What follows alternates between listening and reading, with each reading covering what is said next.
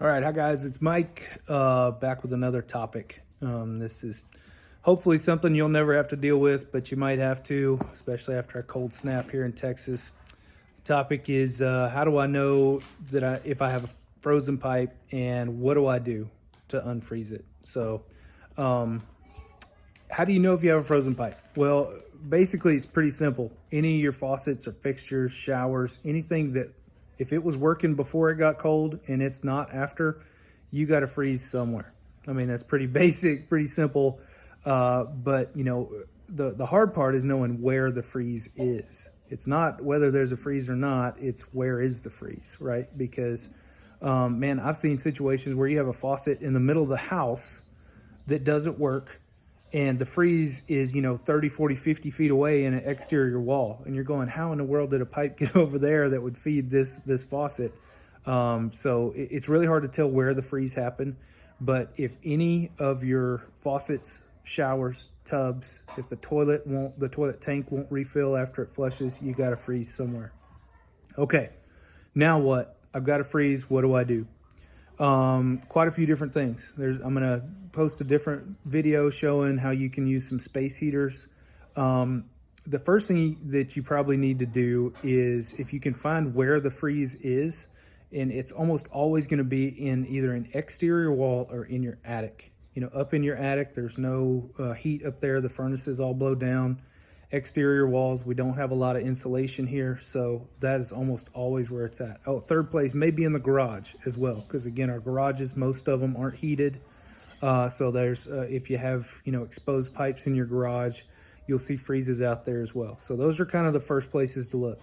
Attic, exterior walls, if they're not, sheetrocked in, or in the garage if there's exposed pipes. So if you can find where it's frozen and actually feel it, and I mean, you'll feel it'll be really cold. You can take a hairdryer or a heat gun and you can, melt it right there.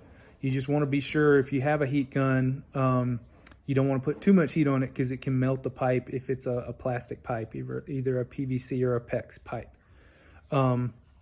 So if you can find the freeze, you can go ahead and heat it up, or you can just put a space heater out by, anywhere you have exposed pipes.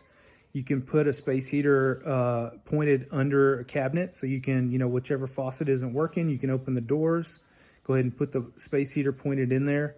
Just word of caution there on safety, you want to make sure that there's nothing combustible under there. So if it's under the kitchen sink, make sure all the kitchen chemicals and stuff are out of there. If it's a bathroom, make sure there's no hairspray, or combustible products under there. No paper, it's kind of common sense, but it's probably worth just thinking about to make sure that, you don't create a worse situation with a fire when you're trying to thaw something out.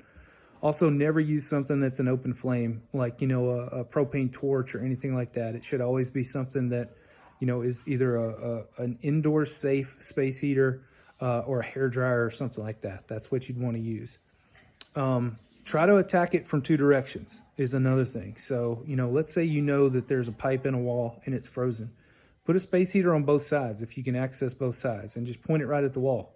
It'll take a while. I mean, it could take hours, but go ahead and just point it at both directions. That'll get some heat in that wall, and eventually that pipe will thaw out. It'll unfreeze for you. One other thing I want to add, just because you have a frozen pipe doesn't mean you have a broken pipe. Those are really two different things. Most modern homes, I would say probably from about 2010 and newer, they use a material called PEX for most of the plumbing. And that's actually a flexible plastic, Now, that's not every home builder. A lot of builders may still use PVC or copper in some places. And I've seen people use a mixture, but most places inside the home use PEX. And really, for the plumbers, it's easier to work with than PVC or copper. That's why they love it. It's less expensive.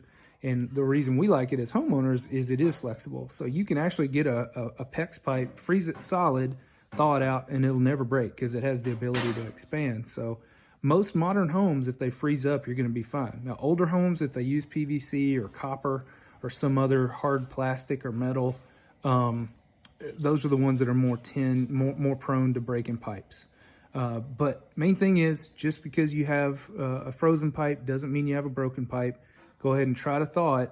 Just be ready. If you thaw it, be ready that if it is broken, it's going to start spraying.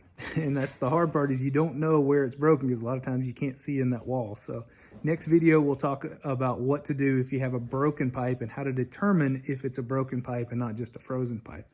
So check that one out next.